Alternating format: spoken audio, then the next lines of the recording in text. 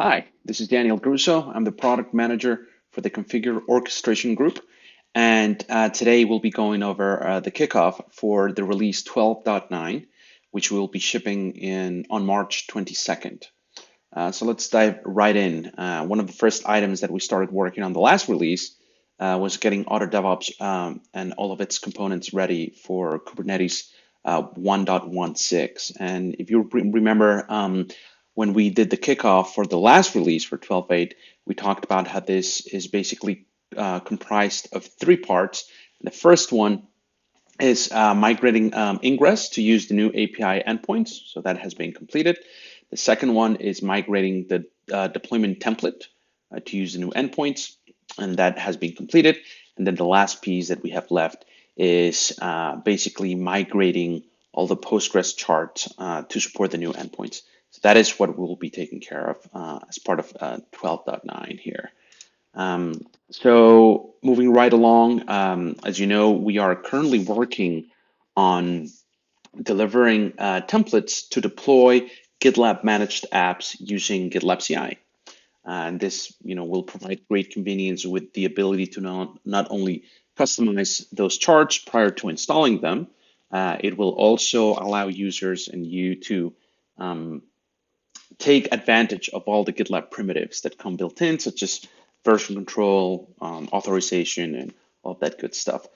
So we already have quite a bit of templates. We've made great progress here. So as we can see here on the sample project. What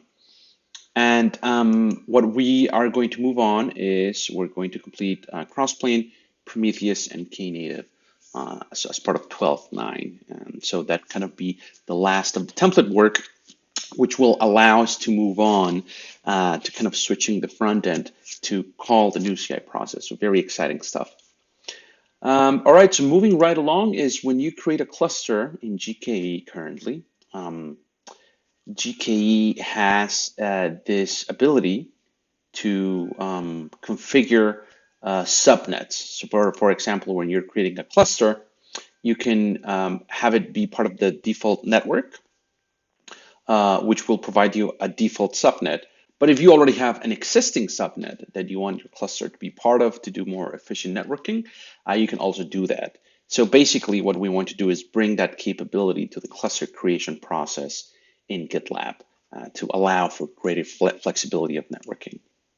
So we'll be working on that as well. The next thing that we'll continue to work on is automatically creating a cluster management project if one is not specified manually. So this is when you installed GitLab managed apps, as we're getting ready to switch to this new CI process, you'll need a cluster management project that holds all the configuration values for your applications. So in case you do not specify one, GitLab will do it automatically for you. And that is basically as the app is getting ready to be installed, we'll do that check. If the project is not there, we'll automatically create one for you with all the relevant templates. The next thing that we're going to work on is adding Litmus Chaos to GitLab Managed Apps. So what we're going to do is we're going to work on the template that will allow you to deploy Litmus Chaos to GitLab Managed Apps. And this is very cool. This is our first incursion into chaos engineering. And it will allow you an easy way to run generic chaos experiments on your Kubernetes cluster. So some of those are like deleting pods, killing containers, emulating network corruption, draining nodes, things like that. So very cool generic experiments that you can run as part of this. And what we're hoping to do is that this will set us up to run this as part of Auto Devops with just some configuration. So we're very excited about this, as this will enable some other cool experiments down the line. The next thing that we're going to work on is going to be the product discovery for running Auto Devops on air-gapped networks. So we have a lot of users that run their GitLab instance on a network that does not have external access. But they will still like to take advantage of Auto DevOps. So as you know, Auto DevOps has a lot of components from auto build all the way to monitoring. It uses some dependencies that are basically fetched just in time externally as they are needed. And we'd like to bring the ability for folks that have air-gapped networks to just take advantage of the same capabilities. As you may imagine, there's a lot of moving parts, and we'll be doing discovery to come up with a sound plan to take us forward. And the last thing that we're going to work on is the ability to use cloud native build packs with Auto DevOps. So currently, Auto DevOps matches your project using Herokuish, and it will use this build packs that are kind of legacy build packs. They are not cloud native. The Docker images that result from this use are kind of large and have a lot of inefficiencies, so things that may not be necessary.